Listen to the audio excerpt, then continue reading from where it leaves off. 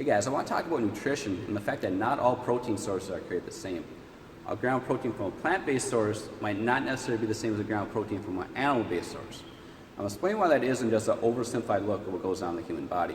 So as we eat these proteins and we start to break them down, they're going to be broken down into amino acids. And there's a lot of different amino acids within the body for a lot of different functions, but let's just focus on the muscle building portion of things. So essentially, muscles are built up of these chains of amino acids. Now, generally there's a lot of different amino acids, but just for this example, let's say there's only 3. There's a green, a blue, and a red. So we're going to need that exact sequence. We're going to need 1 green, 1 blue, and 1 red to complete that protein within the body. We can't take 2 green and a blue or 2 blue and a red. We're going to need 1 of each of those amino acids to complete that chain.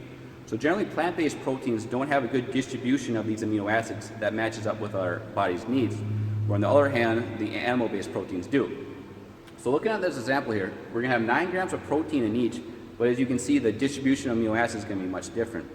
So as we start building these proteins within our body, we're going to start dropping down these boxes.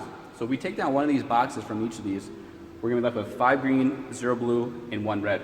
At this point, we're done making protein because we no longer have that blue amino acid.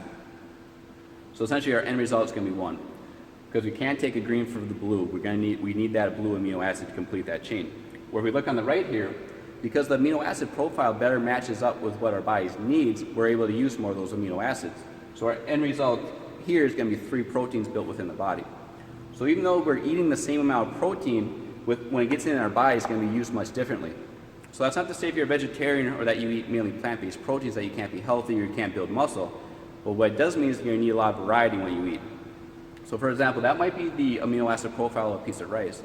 Where on the other hand, maybe beans are high in the blue and the red amino acid. So if you mix those protein sources together, you're going to create a more complete protein. So your homework assignment is going to be to look up the biological value of the protein that you're eating.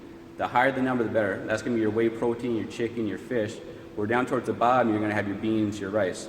So if you're eating these lower biological value proteins, that means you're going to have to up the number of grams of protein that you eat in a day. Or on the other hand, if you're eating a lot of this whey protein, chicken, beef, whatever the case may be, you might not need to eat as much protein as you normally would. So again, look up the biological value of the protein that you're eating.